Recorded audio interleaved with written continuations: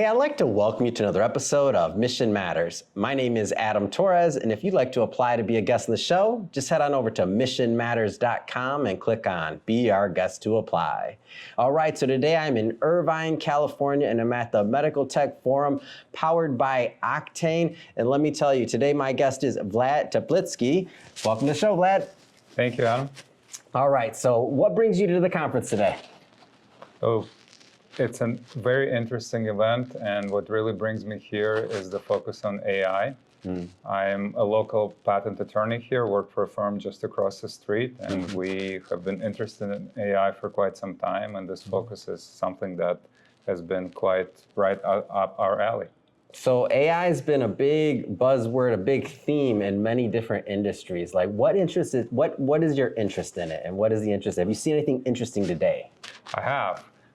There was a company making a presentation where they are looking at wound care. So they're putting, I don't remember the company's name, unfortunately, but they're putting cameras into wound dressings. They're taking that data out, then they're processing that data, and then they're predicting what's going to happen with the wound. They're predicting all infection and that type of thing. Basically, having a camera in your dressing at home that tells your doctor that something is going on, and then that doctor should do something about it before the wound gets, before infected, the infection happens, or before surgery is needed. This is incredible. Wow. This is next level.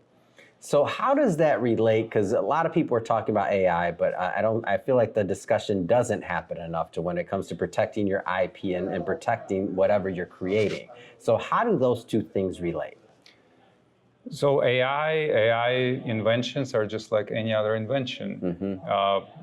There are different forms of protection, and for inventions, the right form of protection is patents, usually. There is also an opposite form of protection, which is trade secret. So patents is applying for protection and getting protection in exchange for disclosing everything and publishing it. And trade secret is the exact opposite type of protection, where you keep it secret to yourself, but then the protection is different, and as long as it stays secret, then it is protected. So AI is just like everything else. AI can be patented, or it can be kept as a trade secret, depending on the goals. Now, I know this may seem obvious to you, but a lot of business owners, a lot of entrepreneurs, a lot of executives out there that watch this show, like, what are some of the dangers of when you don't protect it? Like, what are some of the dangers that can happen?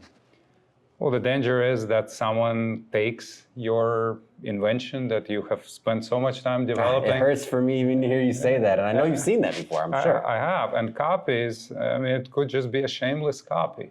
Say a company like the one that makes that wound care product does not protect its inventions, and then a competitor looks at it, determines that there is no protection, makes the exact same device, and let's say undercuts the price.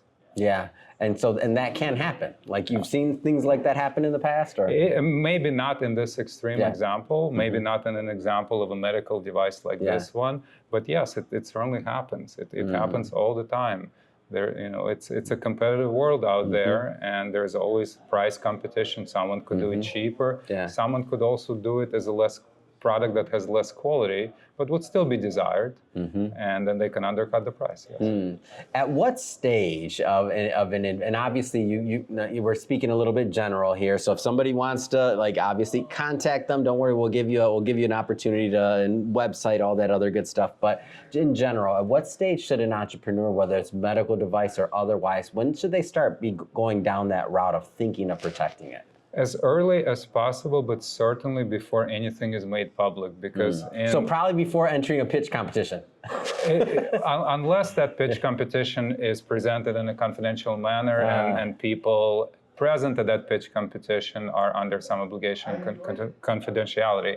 Because the problem is that once the invention is made public, then all sorts of clocks start going off in the legal sense.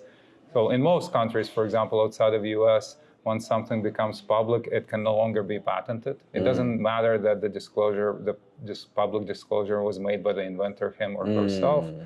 In the US, rules are slightly different. The US has a permissive, it's called a grace period, a 1-year grace period, but still, you have to watch for that. So Yeah. the best time is to do it before. Yeah. And if that isn't possible, then at least for US, the best time is to do it as quickly as possible after. Awesome. Vlad, last question. If somebody wants to follow up, connect, learn more about you and your team, how do they do that? Website, I'm as a registered patent attorney and as a registered lawyer, you can easily find me on the internet. You can just type in my firm, Knobbe Martens, Knobbe as in Obi-Wan Kenobi, Martens, and my name, and then you'll find me. Amazing. And for everybody at home, just so you know, we'll put the links to the website in the show notes and all that good stuff so that you can just click on them and head right on over. And speaking of the audience, if this is your first time with us and you haven't done it yet, hit that subscribe or follow button. This is a daily show. We release a new episode each and every day, and we want you to catch the next one and get that push notification. So hit that subscribe button. And Vlad, thanks again for coming on. Appreciate you. Thank you.